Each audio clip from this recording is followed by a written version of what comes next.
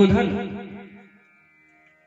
उनकी दोनों जंघाएं तोड़ दी और उन्हें मूर्छित अवस्था में छोड़ा। ऊपर जितने पक्षी हैं वो सोचते कि जितने यहां पे पड़े हैं सबके सब मृतक हैं।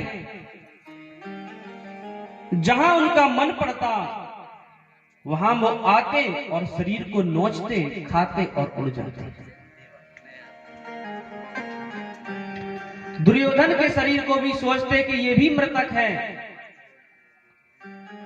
लेकिन अचेत अवस्था में थे, उनके शरीर में विशेष बल नहीं था, भाग नहीं सकते थे, तो अपने गदा से अपनी रक्षा करते। उसी समय अश्वत्थामा आया। अश्वत्थामा ने आकर के कहा, मित्र, मैं तुम्हें जानता हूं,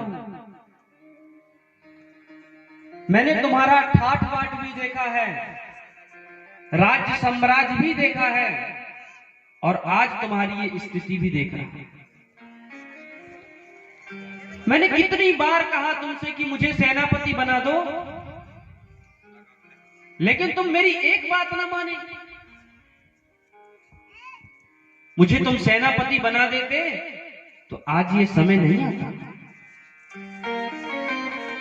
दुर्योधन ने कहा, मित्र, जो होना था सो हो गया, अब तो तुम ये बताओ कि क्या कर सकते हो। अश्वत्थामा ने कहा, मित्र, मैंने तुम्हारा नमक खाया है और तुम जो कहोगे मैं वो करने के लिए तैयार हूं। बताओ तुम्हारे मन में इच्छा क्या है।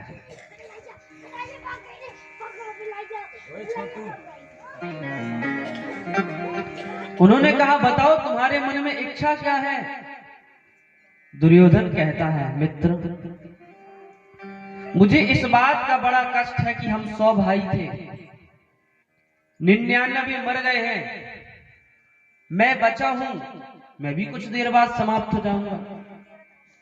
मुझे इस बात का बहुत बड़ा दुख है, लेकिन इससे भी एक बहुत बड़ा दुख है कि वो 5 थे और 5 के 5 जीवित थे। मुझे इस बात का और बहुत बड़ा दुख है। अश्वत्थामा ने कहा, मित्र, तुम्हारे मन की इच्छा है कि मैं पांडवों को मार दूं, तुम एक की बात करते हो, मैं 5 के 5 पांडवों को मार दूंगा। और ऐसा कहकर के जब संबोधन किया है तो अश्वत्थामा के मस्तक पर दुर्योधन ने अपने रक्त से तिलक किया है। एक बात बताऊं, ब्राह्मण के मस्तक में रक्त का तिलक अच्छा नहीं लगता, ब्राह्मण के मस्तक में तो रोली चंदन अच्छा लगता। जब क्षत्रिय के रक्त का तिलक लग गया तो अश्वत्थामा की बुद्धि भ्रमित हो गई। वहां से गया, उसने सोचा कि अब जाकर के मैं मार दूंगा। तो सोच रहा था मैं अकेला हूं और इतने सारे पांडव हैं, मैं अकेले कैसे मारूंगा उनको। तो रात्रि में सोच रहा था, उसे समझ में आया कि मैं काक उल्लूकन न्याय से मार दूंगा। वो देख रहा था कि रात्रि के समय एक वृक्ष में बहुत सारे कौवा बैठे हैं और एक उल्लू आया और उसने सबको मार दिया। उसने कहा, ये ठीक है उपाय, रात्रि में सोते समय इनको मार दो। लेकिन धन्य है प्रभु, जिसकी रक्षा भगवान करते हो उसका कभी कुछ नहीं बिगड़ सकता। ठाकुर जी को लगा कि अब अश्वत्थामा आ रहा है, अश्वत्थामा मेरे पांडवों का नुकसान कर देगा, मेरे पांडवों की क्षति कर देगा। तुरंत भगवान शिविर में आए और भगवान ने कहा, अरे आज सो रहे हो। उन्होंने कहा, हां कृष्ण, आज बहुत दिनों बाद हम ठीक से आराम कर रहे हैं। भगवान ने समझाया, वाह, आज विजय की रात्रि है, आज हमें संतों के दर्शन करने जाना चाहिए। चलो आज संतों के दर्शन करके आते हैं। और उस शिविर से निकाल करके भगवान अपने पांडवों को ले गए। पांचों भाइयों के शयन कक्ष खाली थे, उनमें आकर के उनके जो पुत्र थे वो लेट गए। पांचों के पांचों पुत्र अपने पिता की तरह दिखते थे। रात्रि में अश्वत्थामा आया और पांचों का सिर काट लिया, और सिर काटने के बाद दुर्योधन के पास बोले, मित्र तुम एक ही बात करते थे, देखो मैं तुम्हें पांचों के पांच मार कर लाया हूं, ये उनके सिर हैं।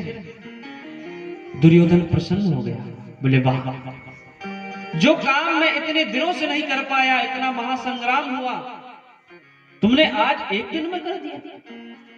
बड़ा प्रसन्न हो गया। दुर्योधन ने कहा, भीमसेन का मस्तक मेरे सामने लाओ। भीमसेन का जब मस्तक सामने आया, दुर्योधन ने देखा तो दुर्योधन ने कहा, अरे मित्र तुमने ये क्या कर दिया, ये पांडव नहीं है, ये पांडव पुत्र हैं।